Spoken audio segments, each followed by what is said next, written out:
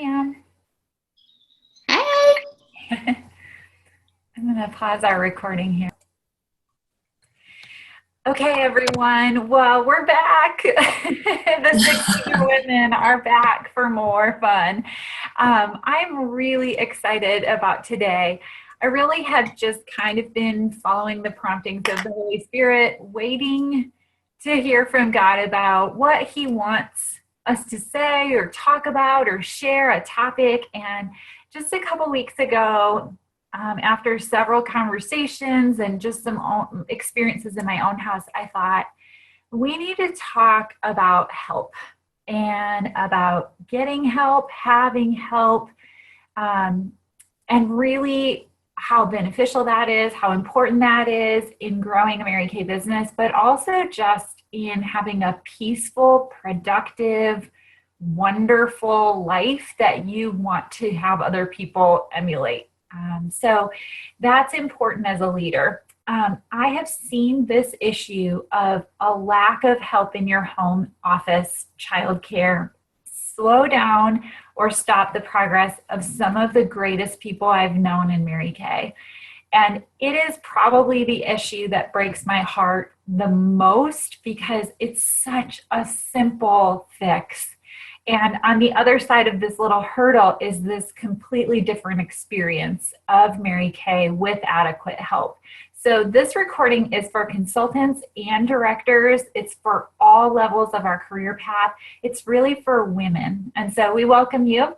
And I'm going to start us off with our very first question, which is, at what point in building your Mary Kay business did you first get home and office help, and why? So Callie, I'm going to start with you on this one. Okay, well, I'll answer both of those questions because one of the things I found is over the course of my Mary Kay career is that I love to diversify my help. So those were two different people.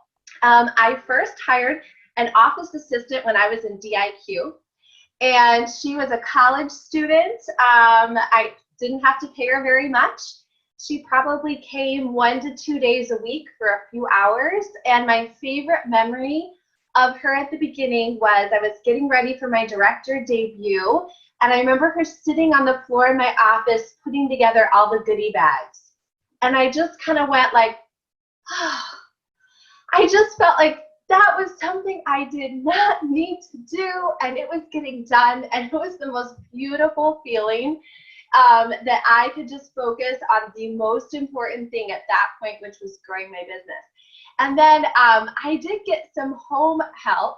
I was single at the time, and I lived in an 800 square foot duplex. And when I earned the use of my first car, I didn't have to pay car insurance anymore. So I took that money and I paid somebody to clean my house every other week. And it was 800 square feet. So it took them about 30 minutes. But it was my reward to myself at the time. I could have done it, but I also knew that it was something that, like Mary Kay said, don't spend dollar time on penny jobs. And so because I was having somebody do that, it freed me up for other things. It gave me so much joy walking into that like clean house. And I also made sure that I was doing Mary Kay work during the house cleaning time. So it really made me focus on my own income producing activities because I would feel guilty if I was doing something else. So DIQ was when I got my first office assistant, I guess you would call her. And then right around that time, earning the car is when I had my first home help. Okay, so I'm going to actually go right after Callie because I think it'll be a fun example of what you do when you were raised in a Mary Kay house, like we both were. We probably didn't have any emotional barriers to getting help right away because we had watched our moms do this and model this for us. So the very first thing I paid for with my Mary Kay money was someone to clean our 800 square foot house, which is so awesome. And I can remember Ryan like looking from one end of it to the other and saying, we have to pay someone to clean it. And I was like, Yes, we do, unless you want to do it and you're not going to do it. So we're going to pay for it. And so I'm going to pay for it from my parties. And so that was the first thing I did.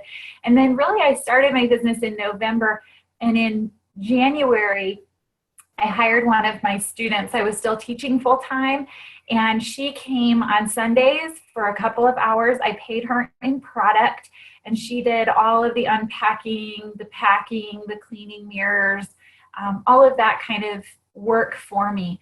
And fun story is that today she is one of my First Line Offspring sales directors. And so we always laughed that like she was there from the very beginning, from the laundry room with the mustard colored washer and dryer behind me and the ladybugs flying around my head to today.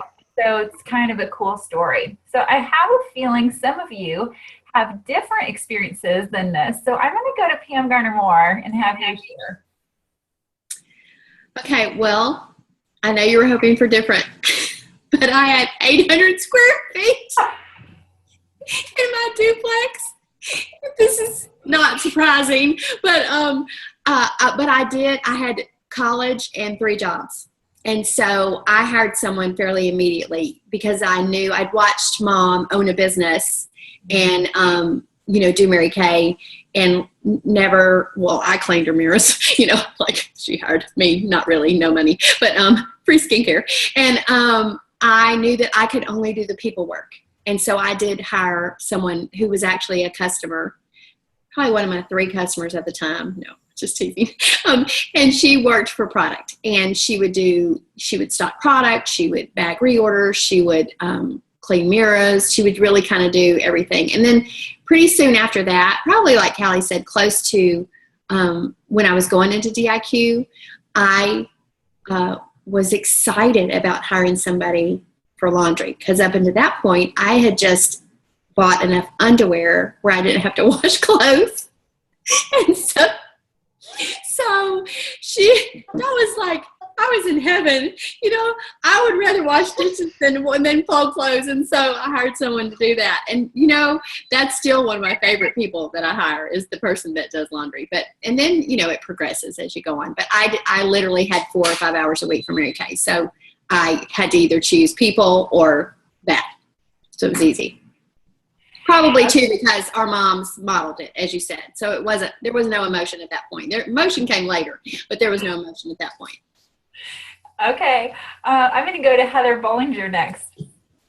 Okay, thanks, Amy. Well, I don't know the size of the apartment I was living in when I first started, but it was teeny weeny. And I was a college student, and I was already working 3 jobs, and I was going to school full time, and I was cheerleading at the university. So I literally had no time. And when someone told me, I think it was my sales director at New Consultant Training, that Mary Kay recommended that all new consultants hire a housekeeper. It wasn't something that you should do once you're a director.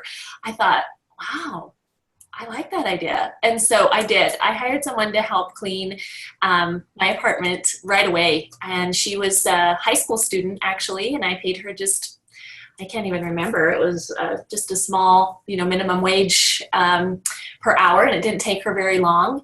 And then as far as office help, I think it's very similar to what you guys have expressed. It was pretty immediate, just for things like, I think, Callie, you were saying cleaning mirrors and filing sales tickets and profile cards. And I just needed to make doing the work of the business simple. And it couldn't be complicated every time I had to go hold a party, or I wouldn't hold them.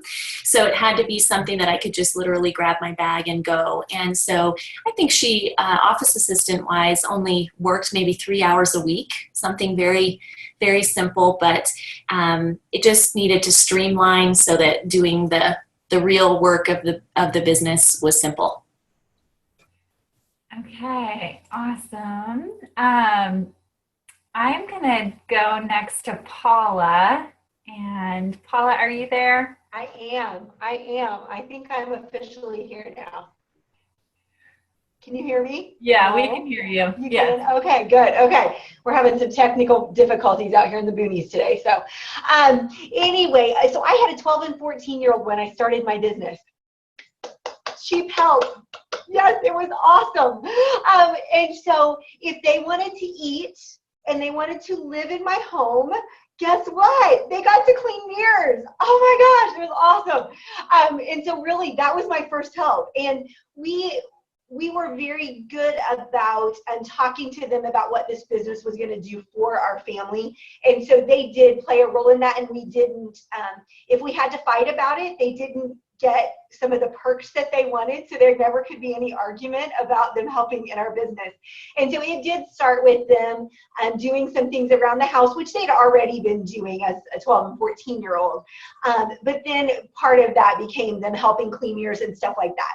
The stuff that didn't come until later was, of course, the paperwork. And partially that was because I was overwhelmed by that concept. So teaching that to somebody else, because I had no systems. My mother-in-law, who obviously was an amazing national sales director, was not necessarily a systems person either. So I had to figure that out first.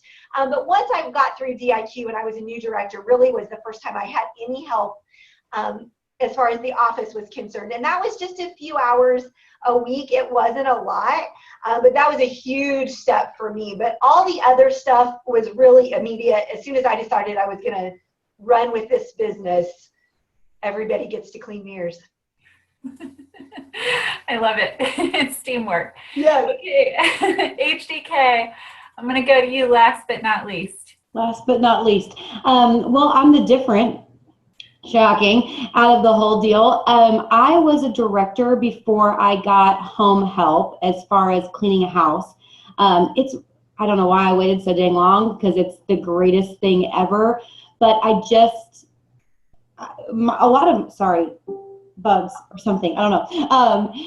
A lot of my thing was I didn't know it was necessary for me. I saw that it was necessary for people that had kids, and I saw that it was necessary for those people. But I thought, well, I don't have kids. I've got a husband that does as much around the house as I do. We can do it. It's fine. I got it. So I didn't see the need for that. But I found somebody that I could pay with product to clean my house. So I said yes.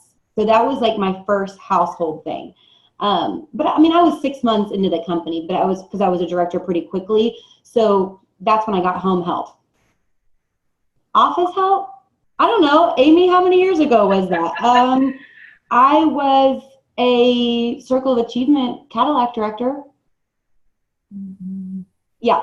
So that was before I decided, oh, maybe I really don't have time to do all of this, and maybe I could be spending it better, because I had used that I don't have kids for a lot of things, and I felt guilty. And other people in my immediate circle, I allowed to make me feel guilty about that.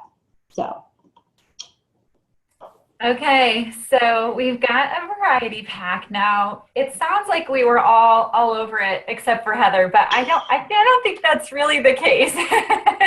Totally. I know that for each of us, there's been a season where we resisted getting more help or getting help in an area where we need it.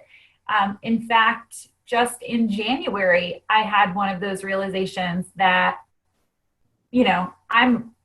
I need help. I don't have enough help here. And it sneaks up on you sometimes. You don't stop. You're just running, and you don't take time to stop and evaluate where the chaos is and whether the chaos can be reorganized, restructured, and taken care of. So my next question for everyone is kind of like, at a point where you were resistant to help, what were the thought processes or fears that held you back from getting the help or to getting more help?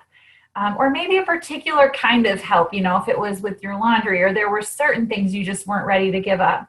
And then you can I guess let's start there. So what held you back? Like, why were you afraid of that? What kept you from finding the help? So let me go to Heather Bollinger for this one first. Okay, perfect. Thanks, Amy. I think there were a few things that have held me back at different points. And I have, as I was saying, I had help kind of right away with some of the office things. And then there have been seasons in my business where I have resisted help, whether it's home help or childcare help or more office help. And I think that the three things that come to mind most were from the financial side, the thought process of, can I afford more help? And I've often, well, I think every time I've had to get the help first and then I could afford it. And we can talk more about that maybe, Amy, in a future question. But the financial side of it, I think, is always a thought process, I think, for most women, of one, thinking it's more expensive than it is, maybe because we just don't know. Growing up, we didn't have a housekeeper. It was Sunday cleaning day, so at my house, and I didn't enjoy that. I saw it be a very stressful day for my mom every Sunday, and then stressful for all of us to clean. So I didn't want that. So that wasn't something I knew anything about. So I thought having a housekeeper was really expensive. So the financial side would be one of the biggest. The second would be not totally sure what I would have them do. Not being really clear about if I had them come in, for instance, in my office, what things are okay to delegate, what things do I not delegate? Am I organized enough to even have a delegation list? Because there is some prep work on our end. In order to have help, we have to have a few things in place, I think, or at least be moving in that direction in order to know what to have her do. And then thirdly, is probably that I could do it better. I could do it better. I could do it faster. I could do it how I wanted, and I could do it better. And that goes from laundry to office things and the truth is I could. I mean, that's the honest truth, is that in a lot of the situations, I would at least do it better in my eyes, because it would be how I would want it. So I had to let some of those things just go, and we can talk more about that. But those are the three, probably. The money, not totally sure what to have them do or how to incorporate the help, and just releasing some of the control of it. I wish everyone could see all of our faces, because when you said that, we all started laughing simultaneously like it was a group laugh. So, okay, thank you, Heather. Pam, I'm going to go to you next. Okay. We did all start like, Heather B, we can just go home now. We're good. You just covered it all. The only other thing, and I know y'all, I just wish I could see every one of your faces. I know each of you are going to do the same thing. The other thing that I would add to Heather's, because I agree with that list, is having someone in my space all the time. Or not, like I thought all the time. Because like I was like, I'm an introvert. I'm a trained extrovert. That's a whole nother recording. And just, like feeling like I need to be there for them. I was really bad at hiring help in the beginning. Like I tended to work for them as opposed to them work for me. So then that created that crease in my brain where, here we go again. I get to work for someone else, So that would be having someone in my space and defining that, which is kind of a piggyback on what Heather said, really thinking about what I wanted them to do. The only other thing, and this was not in the beginning of my career, and I've seen this with a lot of people, but the only other thing I developed at some point for a brief period of time, maybe more than once, but at least once, was that thing that I'm so busy, I'm so tired, like we need to be needed more than we are needed. So if you get in that cycle, if you've not been obedient to planning and stewarding your calling well, the way you want your house to look like and the way you want your business to look like and your family to look like, then it's that victim behavior that would sneak in. And I remember hearing myself say, I'm so busy, I'm so tired, and thinking, what is that?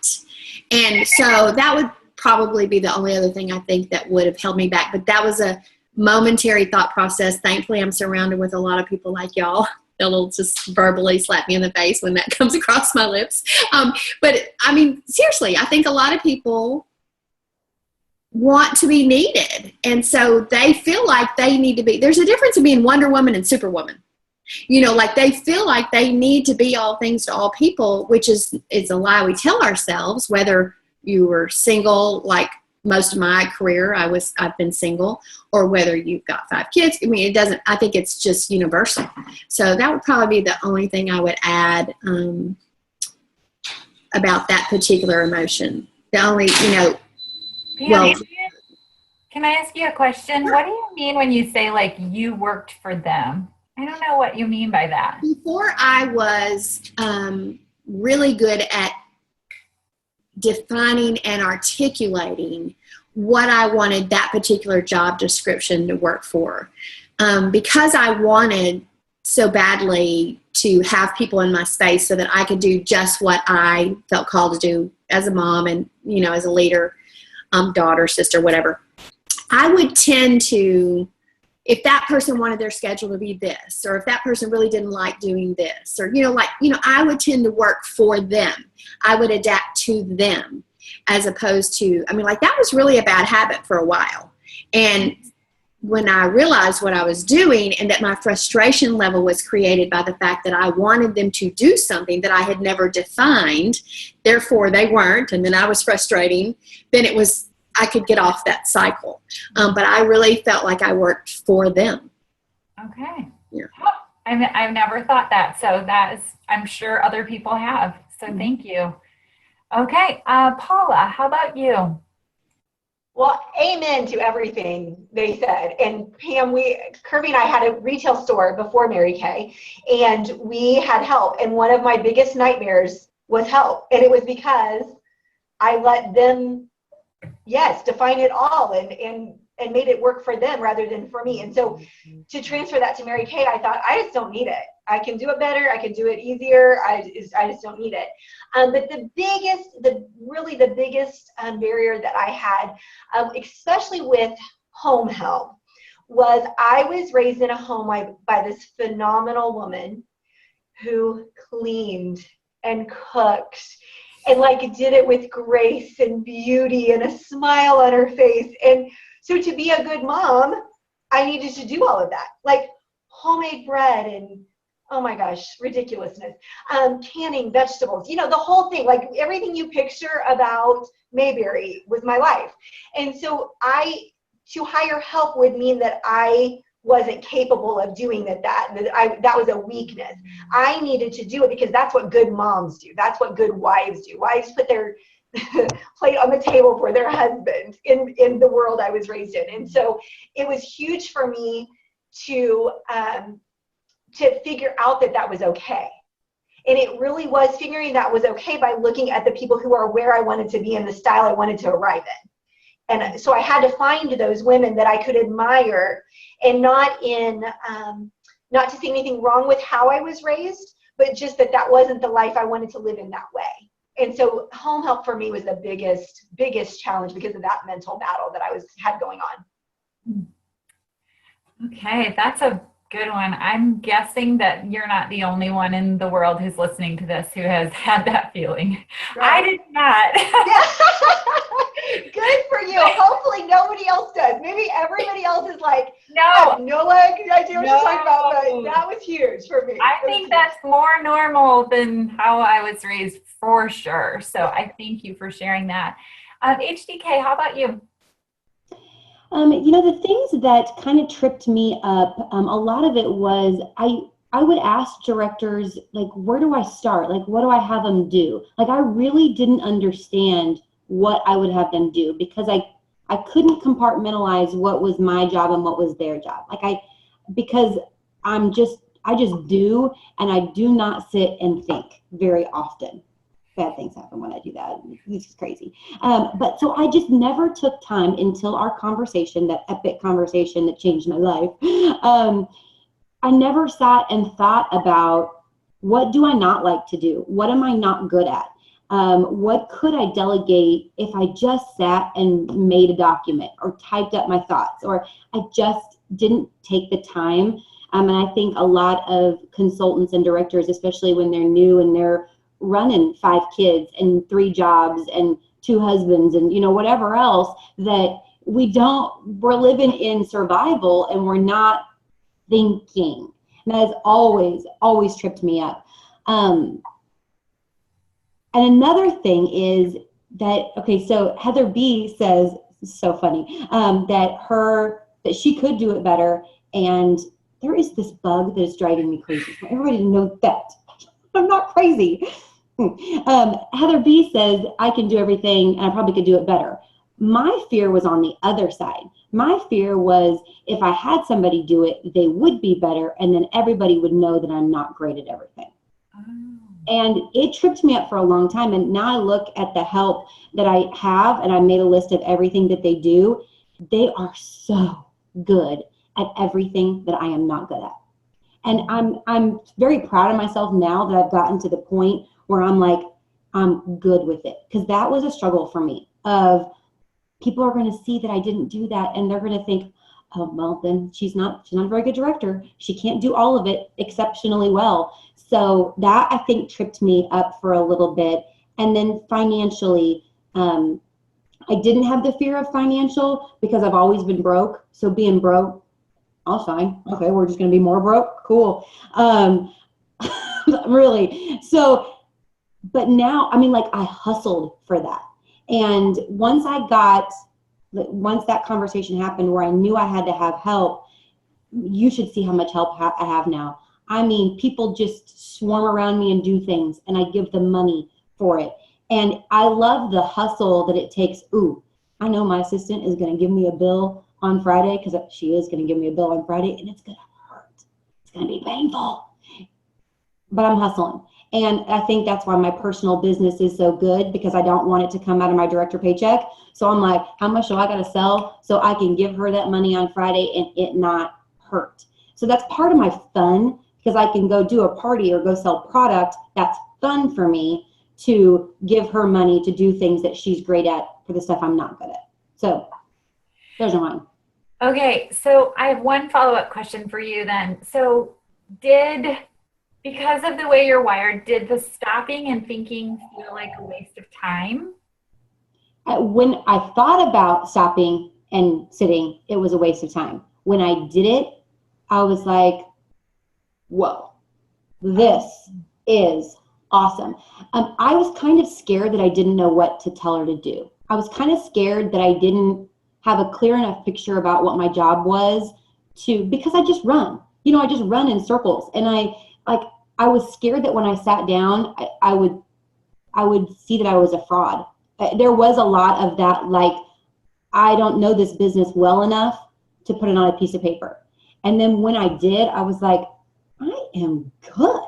And I do know how to run this business. And I can tell, like, there was such a feeling of release that I could release it, confidence that I didn't know what I was doing because I didn't take enough time to sit and figure out if I did know. I just was running. So it was I will never forget the day. I'll never forget what I was wearing, where I was. And it was the weekend after you and I had that conversation that I went and did it because I was obedient to that. And it was such an empowering day for me. Okay, so you just should tell the story. I'm going to interrupt you if I feel like the story isn't the accurate version of the story. Somebody mute Amy because she did not know the story. I am the only one that has the accurate. I got to get my claws out like we did the last time I told it. Okay, so Amy and I first met she was a guest speaker at a retreat. Did you just do Million, or that was the Million year? Yeah, I think it was the Million year. Okay, and I really wanted to be a top trip director, and I had just gotten back into my Cadillac, and I had just finished 5 years of Power Starts, every single month. So I'm a workhorse, but I was just plateauing, like somebody that does double and triple star every single year, and I just wasn't making that next bump like I should have been. And so Amy and Jeannie just keep listening to me tell my what I'm so proud of, and they're wondering why I'm not advancing faster. And she jumps out of her chair, up, over, big, across the dinner table from me, and she puts her fingernails into my arms and she squeezes me and she says, "You are kidding yourself if you think you're going on that trip and you don't have help." And I was like, just like that for a long time. And so then it was like Jeannie and Amy just were like, you need, who does this and who does this and who does this? And I was like, me or nobody. It was a lot of it just wasn't getting done. So that was the day that I came home a reformed HDK and got help, because there's actually scars you want to see from the neighbor. Okay, so this is a great example though of how frustrated I get. Now, I would have put my claws into her, but I refrain, I'm sure, from doing that. But I'm so passionate about it because I think I'm not good enough to do triple star year after year after year after year. So if you're that good without help, how good could you be with help? I'm like, that whole question, frankly, it just kind of pisses me off, because I'm like, a whole bunch of awesome is just being poured down the drain, and that is not okay when you have a high capacity leader who's hungry and willing and not like sitting at home twiddling her thumbs making excuses, but like who's ready for the next step. And that's the only thing that's holding you back. I mean, I could just lose my mind. I probably did, because it makes me so frustrated, because I see so many leaders in Mary Kay lose confidence there. And if you stay there long enough, your confidence will start to tank. And then you start to think there's something wrong with you. And that is the most dangerous place to be. So if that is you, I hope that story like resonates with you so deeply, because it's really like, it's close to my heart for sure. So thank you for sharing. It was kind of accurate. Okay, Callie, I'm going to go to you last but not least. Well, I'm sure I can just ditto what everyone said. I was thinking about, probably the first thing that came to my mind was the financial piece, and being single and supporting myself, and just having a fear of taking that leap of faith and doing that. And I've looked back though incrementally as I've increased my help, and just like Heather said, don't try to figure it out logically right now. Don't try to map it out and figure your commissions and do all that. It will never play out ahead of time. But every time I've increased my help or gotten the right kind of help, it will exponentially increase my commissions or increase my sales. And I remember one year in particular that we had just moved into this house. We had our lowest 6 months of production. I mean, this increased our mortgage, all the moving expenses. And it was at that moment that I was the most resistant to getting more help, because I was feeling a little like I couldn't breathe with the finances of that what we had. But I recognized that in myself, and I said, now's the time, pulled the trigger, hired somebody to come in 3 days a week. And the next 6 months, we did 3 times as much as what we had done those previous 6 months. Not only did I have enough to pay her, but I had way more. It was the abundance that came from it. But I think another thing too was that we can have a false sense of productivity when we're doing it all ourselves. We can feel like we're busy. We can feel like we're accomplishing things. We can do that. And it is more of a shield of this busyness than the actual things that we should be doing. So I think sometimes it's more just, well, it feels good to check things off the list. It feels good to have these things happen, when in reality, these are what an assistant would get paid to do, and not a CEO and not a boss. Another thing too that I thought of is, I realized that sometimes I would not recognize the sign when a major life shift would happen and that I needed to shift. So I remember when Maddie was born. So Braden was about 20 months old, and now I have a newborn. And on top of everything else, and we had moved not too long ago across country. And so you can imagine a little stress, a little, not feeling confident in how I was operating my business, what I was doing with my day or my schedule. And I had a conversation with a business coach. Her name is Jill Bartolome. She's a local gal here. And she said this phrase to me that rocked my world. She said that the less you tolerate, the more you'll make. And then she made me flip it around. The more you tolerate, the less you'll make. And so she told me it was time to be an exterminator and to make my bug me list. She's like, you need to make the bug me list of all the things that are bugging you. And from little to big that are just holding you back, making you feel unproductive, not making you money. And so I sat down like that brain drain, that bug me list, and I wrote it all down.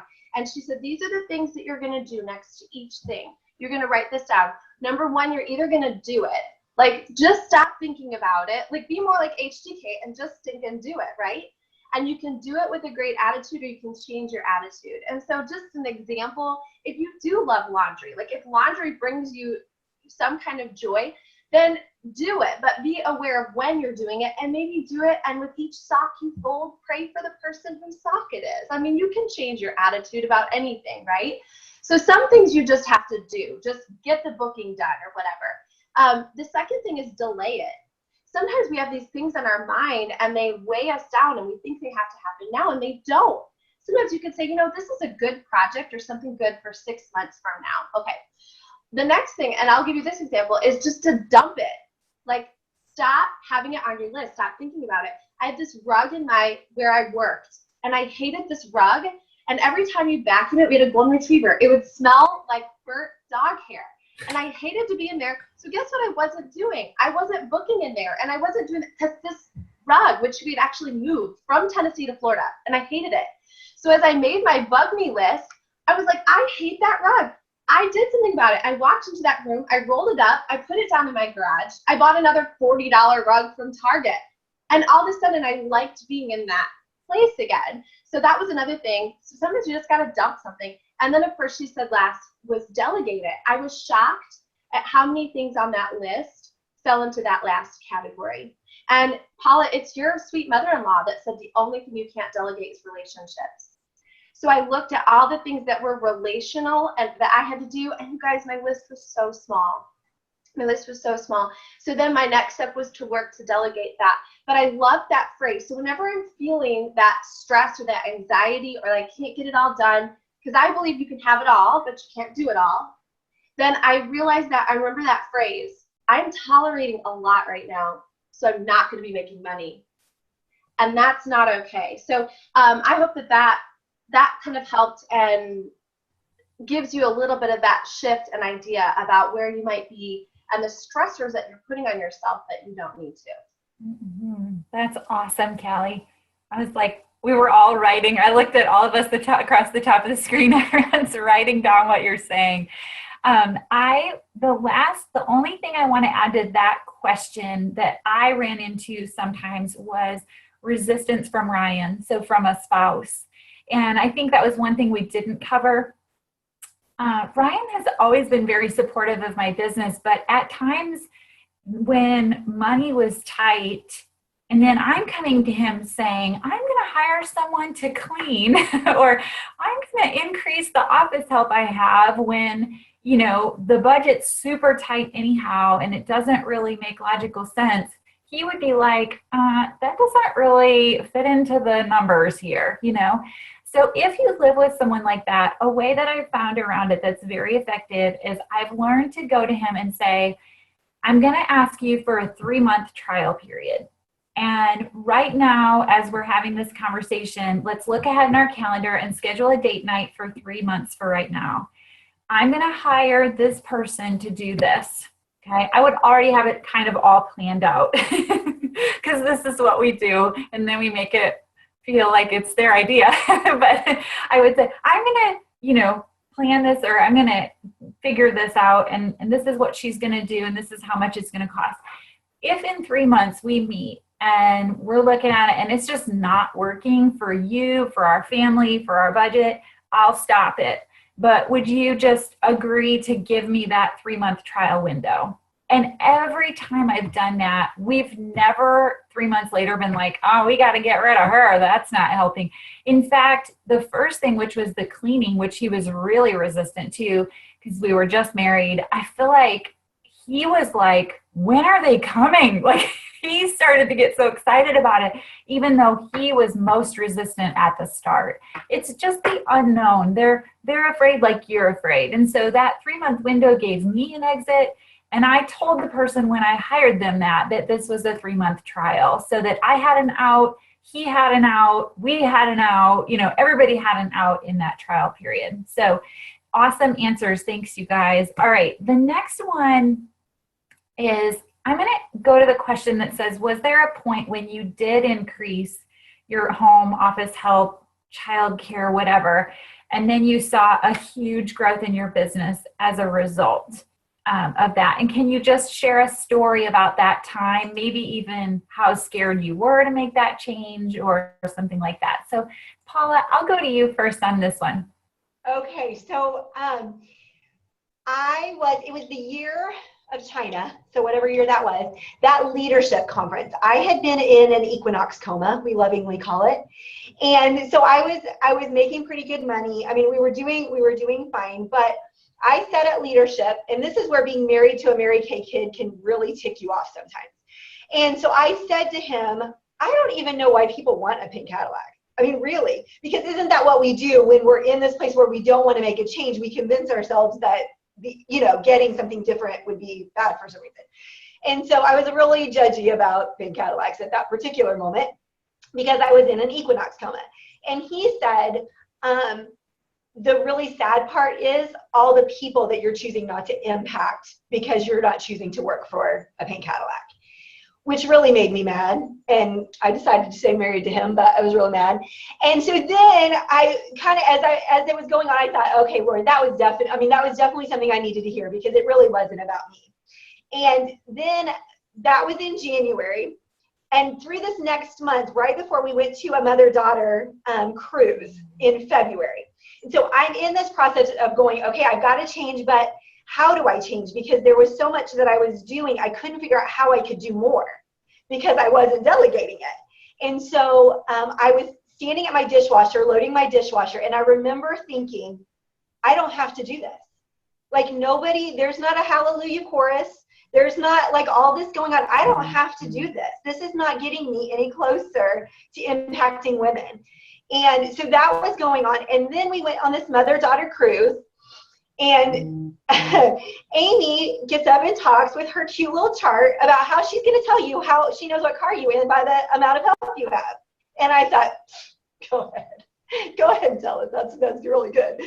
And she was right. And I was so mad because I thought, okay. Because when you're getting convicted, don't you get a little ticked? Like, how can, I've got to make some major changes. And so, she said that, and I knew she was right, and I knew that was part of the shift that had to happen. Now, my mother-in-law, as much as she didn't have she had systems for particular things, but she was excellent at delegating because she truly believes, and still does to this day, the relationships are the only thing you can't delegate. And so she was a master at delegating non-relationship things. In my mind, I couldn't even comprehend what all to delegate. And so after Amy did this, we were sitting waiting for our plane to take off. And I said, Sue, I just want you to tell me everything you delegated. So I've got this piece of paper and I'm just scribbling. And my mind was blown because I had never occurred to me to delegate all that stuff. And so then what I did was I took what she told me. I made a list of everything that had to happen, like everything that had to happen. And this is what I have my people in my area do. Everything that has to happen, and then circle the things that only you can do. Literally, now you can make a decision about how you want to delegate those, but literally only you can do. And when I did that, I was like, okay, that's the Cadillac, that's the trip, that's where those are going to come from. And so I called my husband and I said, I'm going to hire a bunch more help, and I know we don't have the money for it, but I don't really want to hear about it because you told me to go get a Cadillac. And so he said, fine, let's do it. And we really did. I mean, we upped our help in a huge way. And at that point, we were still paying off debt. The money was not there. It was not there. But he knew the marketing plan, and he knew that if I would take that time, it would work. And so I think a big piece of it is, do they know the marketing plan, and do they understand because for him, he got it. As soon as I said, I need all this help, he said, if you'll work, then we'll pay for the help. And so we went from being on the edge of Cadillac. Like we were always just in that window of just a little more push could have done it. And we earned our Cadillac at the end of March. That was all it took, was that little bit of push, because it was all there. It had already been happening for all of these years. And I just needed to remove that one piece of it. And all I did was work and love on my family. And then we missed that trip, but we went on to have our best year after that, and had a bunch of offspring and things like that. That's awesome. Thank you, Paula. Okay, Pam. Okay, so it's twofold, really. I had been in Mary Kay for 20 years when Riley was born. I started Mary Kay so that I could be a work-from-home mom. I've never wanted to be a stay-at-home mom, but I wanted to be a work-from-home mom, which in my mind was like my mom. And because I was 39 maybe when we adopted her, I just really wanted to stare at her all day, which was foreign to me. And everything that was mommy, I just thought, oh my gosh, this little baby, all she does is eat, sleep, and poop, but I really want to stare at her, all day. And I began to think or redesign, because you just function on automatic. I think that's one bad thing about help. You don't my vision since then has been every time the age change, every time the family situation change, every time the goal changes, like Paula was talking about, you redesign, reevaluate, restructure if you need to. So I began to just really pray and ask God, to interpret to me and let me hear him in a way that was unique, what God, family, and career looked like in my new life with this little thing. And I did what Paul said. I made a list of sorts of what I valued and what I needed to do. Things I didn't want to miss. Things at that point in her life, I didn't want to miss bedtime. I didn't want to, I wanted to be the one to do, I wanted to be the one to do those things. And, there was no maternity, what's that called when people have babies? Maternity leave? Yes, because I adopted, it's like, have a baby, meetings tonight. Okay. And, there was still all sorts of, regular things to do, because nobody brings you food. It's okay. I still had a baby, but it's like a different dynamic. There's a baby in the other room, and what do you do with it? So I really, truly fine-tuned what that looked like to me. And I hired a wife, because when I looked at the list, I thought, this is what a quote people think wives do. And I hired someone to do everything I didn't want to do, so that, have that saying, I think it's Linda Tupin says, that if it doesn't bring me close to the Lord, doesn't help me love on my family, my friends I call family, bring me joy or make me money. That was my definition of what God, family, and career looked like. So I literally was a mommy, a wife at that time, a leader, and that was it. And that was when we jumped from stuck at $500,000 to catapulted into 700 and something. Well, she was born in April. So the following year we did 550, and then we turned around and did 7. And that was the only thing that changed, because then one of y'all said that we can fool ourselves into thinking, it was Callie, I think, that we're having this accomplishment, because we're checking things, even if it's 8 loads of laundry or whatever, off our list. But at that point, I realized that I wasn't growth driven. I was just on automatic, because, it was easy. You could just do this, drive a Cadillac, do $500,000, but I didn't want that. And I really especially didn't want it now that there was this little people person looking up to me. And so the hiring of a wife, using that same definition that y'all have all spoken about, making a list of all the things that, and that really wasn't hard either, because I so had always wanted to be that mom, that I was not as much afraid to do it, even though it was a significant financial commitment, as I was afraid to not do it. Yeah. So, I love what you said though about like you were just on autopilot, not on growth. Like to create growth, it takes a lot of emotional energy. And what leaders do that's different than the rest of the world is we create growth. We create things that aren't there. Well, in order to do that, you have to have energy.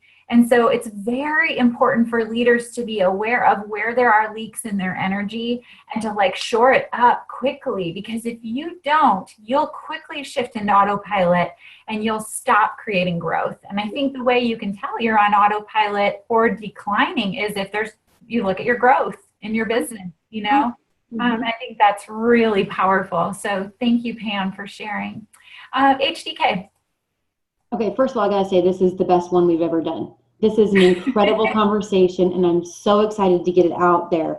You know, a couple things that I wrote down, because a lot of these things that I think have been covered, but a couple of things while they're talking. My big year was the year after we talked. I upped my help, I got help, but then I upped it, like a really proactive, thoughtful, I've got to make a big jump to the trip. And what I had to delegate was the thing that I put a lot of my personal value into, which was my personal business. I didn't stop my personal business, but I had to stop the deliveries and the all of the stuff that goes along with a strong personal business. I mean, I have 800 customers. They require a lot of care, but I don't have to do it. And I think they get better customer service now. I'm not in charge of it than when I was. And I can't even remember the last time I made a delivery, just because that is something that is a huge time waster for a lot of directors and consultants. They get to check it off a list because I got to go deliver products. But do you? No, sometimes you do, but most of the time you do not. So that was one of my big, huge things, was in that inventory management, my creating my orders, the samples and my goodie bags and my recruiting packets and all of that stuff that went along with the people and mailings and things like that were huge. And just to address this, one thing that I hear a lot lately is that there's a lot of directors and maybe even some high-level consultants that are fearful of jumping up to be a top drip director or $1 million director because they're so afraid of the work that is required and the energy that is required at that level. And I was thinking back to when Paula was talking, and I was doing everything in my business, and I was driving an Equinox because I had a Cadillac and I didn't have a Cadillac. It's fun. So I had an Equinox for several years in there. That was so much harder than what I do now. So much harder, so much more time consuming and energy draining, because there was a lot of work that did not bring me any kind of joy that I was doing. So if you have fed yourself that lie of, bug is still there, fed yourself that lie of, I don't want to work that hard or I don't have enough time for that, it is an absolute lie. Totally. And then I think when you were talking, PGM, about your delegation and how you delegate, I realized that you became one of my very good friends a long time ago. But when you were in my head with Voxer in a group that we're in for a continuous amount of time, I think is when I started changing my idea about help, of delegating those things, because I would never have thought about delegating my laundry. That seems personal. That seems weird. You don't do that, but that's odd. But when she became one of the 5 people that I surrounded myself with, it changed me.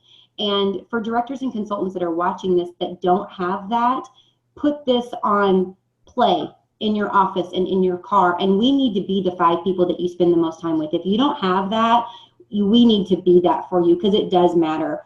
And then the last thing I'll say is, I just ran some numbers. When I upped my help to $600 additional a month, payout to help, my income on average increased by $9,000 a month. Don't hold the pennies so tight. The little tiny $600 for an average of $9,000 a month. That, I think we could stop talking after those numbers. That was pretty crazy. That's crazy. Wow. Okay, I wish everyone could have seen when you said, I worked way harder then. All of our heads in unison were like, yes, we did. I remember Linda Tupin always saying that the directors, and this is for directors specifically, but the directors that are working the hardest are between 200,000 and 500,000. You know, that's your window. And so if you can get yourself out of that window more quickly, you'll have a much more peaceful life on the other side, which is frustrating to hear. I know in some ways I hated it when people would say that to me, but I do, there's just a reality to it that you cannot deny. So thank you so much, Heather. It does give you hope though, Amy, because if you are sitting there as a $400,000 director, just keep pushing. It doesn't get worse, it gets better. So just buckle down and get there. So Yeah. I agree 100%. Okay, Heather Bollinger. Yeah, Amy, oh, gosh, this has been so good. I have a couple of thoughts on this. When I was reflecting on this question, I don't recall a year where I had a big jump in help and a big jump in productions. I think mine's been a little more gradual. My thermometer test is if I find myself saying the word overwhelmed, I need more help. So that for me, if I keep hearing that in my vocabulary, then I need to look at getting more help. I also read in, I can't remember which book it is, some of you might remember, but, and it said, there are exactly enough hours in every day, in every week, in every month to do what God has called me to do. So if I'm ever feeling like there's not enough hours, you know, God's not going to extend the hours. And he wants me to rest, and he wants me to have balance and harmony, and to keep the main thing the main thing. So if I'm feeling out of sorts, it's because there's something in my schedule that's not really mine to do. And I have to take a look at that and reevaluate. So there have been different times where I can remember having to let things go that were extracurriculars from you know, bunco group and book clubs and things like that. But sometimes it has been things of delegation that we're talking about today, you know, that I needed to let go. I remember National Sales Director Alia had a really pivotal conversation I had with her at one point, and she talked about buying her balance. And just what HDK was saying, you know, $600 a month to increase your income significantly, but that 600 can be scary, as we've already addressed, you know, on the front end. But to buy your balance, people will say to me a lot with our kids, I don't know how you do it all. And the answer is, I don't do it all. That's how. I don't do it all. And when I looked at Callie, I loved what you were saying about the false sense of productivity. I have to do a delegation list for my assistant of things that she does in week 1, week 2, week 3, and week 4. And it takes her, you know, a good 12 hours or 15 hours a week to do that. And then in conversations I have with directors, oftentimes, if they're working about 15 hours a week with no office help, they really are doing assistant work, as Callie expressed, and therefore they're getting paid assistant income. So to be a leader, we have to do leader work, but those other things have to be done at the consultant level and the director level. They are important, and they do have to be done. They just don't have to be done. They don't have to be done by us. I can remember having a conversation with a top director who was moving really quickly, million and national, just on a very fast track. And I was talking to her, and she shared with me her work schedule, and she had 2 almost full-time assistants. Now, this is an extreme example, but just to give you a new thought process. And I added up total hours invested from her and her 2 assistants. And it was a huge number. I mean, it was like, compared to what I was doing, I mean, it was probably 90 hours a week between the 3 of them. And I thought, well, it would make sense then that she's getting 5 times the results that I'm getting because collectively there's 5 times more hours invested. And I wasn't doing even a fraction of that, you know, in my personal self, but just in the assistant part.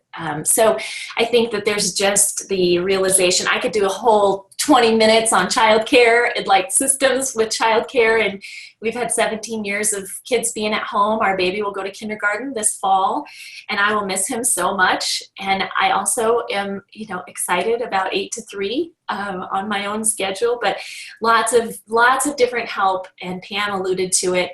It's very fluid. I just want to share that with everyone. It's a very fluid, always changing, always reevaluating process, from when they're babies and they're taking newborns, they're sleeping all day, to 2 naps a day, to 1 nap a day. My husband's work schedule, and then with older kids in school, it changes semester by semester. I find that I have to reevaluate the childcare and home help and what's going to work best there. So. Awesome. Thank you, Heather. I'm going to actually have Callie go. I'm going to wrap up with a little bit about the office help chart. And then if you want to, you guys can stop watching, but we're going to do, if you guys don't mind, like an extra 10 minutes about children. So those of us who have done little kids and then like older kids too, I feel like that needs to be addressed. And I want, it's almost its own separate section. So if you don't mind, that way, if people don't have that issue yet, they don't have to watch the end part. They can just stop. So I'm going to have Callie go. I'll finish with my chart, and then we'll come back to that one. So Callie, I'm going to have you wrap up this question for us. Absolutely. I alluded to when I increased my help most recently, when we did about 2 to 3 times that we had done the previous 6 months. But I also, it made me recognize this, that sometimes you increase help and you see the difference immediately. And sometimes it's over time. So it was a 1.5 years after I did that we did million, which was a huge quantum leap. So it was kind of building to that stage and growing. And I think part of that was I was figuring out how to best have this assistant work with me, for me. And so there's a couple things that I heard that I wanted to write down from John Maxwell. And this references back to as well, when we think you can do it all, because we can, and we can do it the best. But he said that if this person can do it at 80% as well as you can, and then I think it was Craig Groeschel that knocked that down to like 60 to 70% as well. So if they can at least do it that well, then over time and with experience, they can do it almost as good as you can. So keep that in mind as you're thinking about who you're going to have. I also liked this as well for those of us that like to have a little bit of control and our hands in it. This is also a John Maxwell thing. It's the 10-80-10 principle. And so when it's somebody doing a project for you, or help in your office or whatever, he says, be involved in the first 10% of it. As you're kicking it off with them, as you're explaining what you need them to do, let them handle the middle 80%. And then you can check back in the final 10%. So I know sometimes releasing things completely can give you more anxiety than not. So I thought that was a really good balance, 10-80-10. I also want to give a super practical tip that I've done with my assistants that has been amazing. It's an app, and it's called Wunderlist. It's right up there. It's the red one right there, and it's Wonder with a U. So it's WUNDER list. And it's an interactive list that you can have with your different assistants. And so you can put things in there, images, text, whatnot. You can assign it to a date and a time, and then they can check it off, and you can see that it's been checked off, and you can go back through, because sometimes communication issues, or I'll think of something on a Sunday night that I want her to do, and I got to get it out of my head. I cannot keep it in my head. So I put on her list, it's off my list, and then I can follow up and make sure that she is doing the jobs that she has. I may also have a Josh Honeydew list on here. And then and that way I'm not nagging him about some of the things I've delegated to him. We actually have a grocery list on here too. So if one of us is in front of the fridge and we see like we need this. I'll put it on the grocery list, and if he's on his way home, then I'll put that on the honey-do list for him to stop and get the groceries. But this has really eliminated like that piece of paper. She has a notebook. I'm not really sure what she's doing. And it's really helped to streamline our communication back and forth. I mentioned diversifying earlier too. So keep in mind that there's usually not a one-size-fits-all assistant. You may have an assistant that does some virtual things for you. I have a unit manager that communicates with my new consultants and all that. She doesn't even live here. She lives out of town. I have somebody that mails out postcards and different things. She also doesn't live here. And then I have an assistant that helps out, as I mentioned, in the office. I heard also, I can't remember who to give credit to, but you're not looking for the perfect person. You're not looking for the perfect person.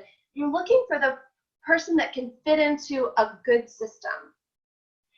Because sometimes we're so worried that we're going to have to get the exact perfect assistant. And if they're too perfect, they're probably going to leave you for a higher paying job, okay? So you want to develop a really perfect system for each thing that happens in your office. And I always have had my assistant create the manual for it. So once I show her how to enter a profile into InTouch, she creates a manual. So should she leave me, then I pass on that manual to the next person. It doesn't create more work for me.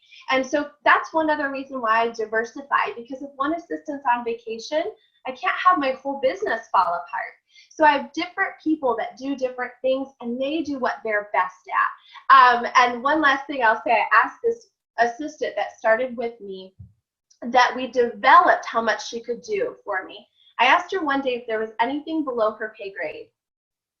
Because I said, you know, when you work in a home office, you do home stuff and you do office stuff. If I have a party tonight, I do need you to unload the dishwasher so that this sink can be clear for the set and hands. So I asked her that question, is there anything below your pay grade? And she was like, well, the time we had our cat, she's like, oh, I don't know if I feel good about cleaning out a cat box. Okay. I'm like, girl, wasn't even gonna ask you to do that. But okay, once I had her permission, I never felt like I was asking her too much or something to do. So those are just some communication issues that you can bypass. And as Amy mentioned, whenever I hire new help, I always do it on a probation basis. We talk about we're going to do this, and mine was always a month, because I don't like to be confrontative. And what if I don't like how it's working out? She's in my home. What if I feel uncomfortable? Or what if she's slow? Or what if there's an issue? That way it wasn't uncomfortable, like, girl, I got to talk to you. But at the end of the month, we could both come together and say, is this working? Is this not working? Is this the right fit? So those are just a few random things I wanted to add. Thank you, Callie. I think that's so cool. Don't rob people of the chance to use their gifts.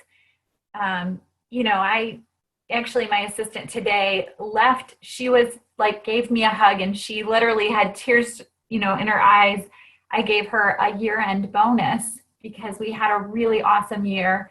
And she said, I'm so grateful that I get to work here and that I get to do this for you, and I get to be part of this win and your family. And I felt like, don't rob her of the chance to have a schedule where she can get her kids off to school and then come here and work until 2 and then be back home, or leave early if she has vacation. Like, don't rob her of that opportunity because you're afraid to make that move either. There's someone out there that was given different gifts than you that needs to use them. So, okay, I'm going to wrap up with like a 3-minute summary of probably the only original thing I've ever done in Mary Kay. And it came just completely on a fluke. I was asked to teach a class about delegation, and I started to think, well, what do other people do? Because directors, 3 questions. What's the average number of hours of office help you have each week? Do you have the help come once a week or multiple times throughout the week?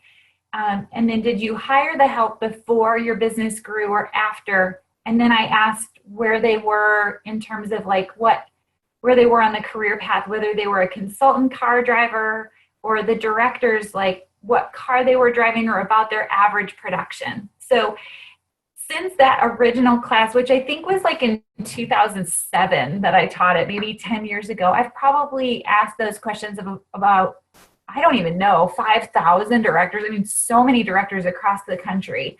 And I've just, it's so consistent that, like Paula said, I could ask you one question, especially as a sales director. I could say, how many hours of office help do you have coming in each week? And I could tell you what your unit is producing, what car you're driving, and your income. Like, it's that consistent. So I have my little chart here, and I'm going to post this when we post this class. I'll post an image of it so that you can for sure see it. But basically, it walks you through. So I'm going to read it to you, but consultant car winners on average, I have to put it down so I can read it, on average have 4 to 8 hours of help, mostly high school or college kids coming in to help. And then it was a variety of times of week. New directors or directors who are averaging around $5,000 of production have 0 to 8 hours per week. Almost all of them would say it came once a week.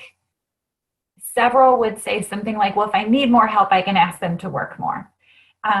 Premier Club directors, so that means they are averaging like 8 or 9,000. They have 8 to 10 hours per week. Most of them said like 2 times a week.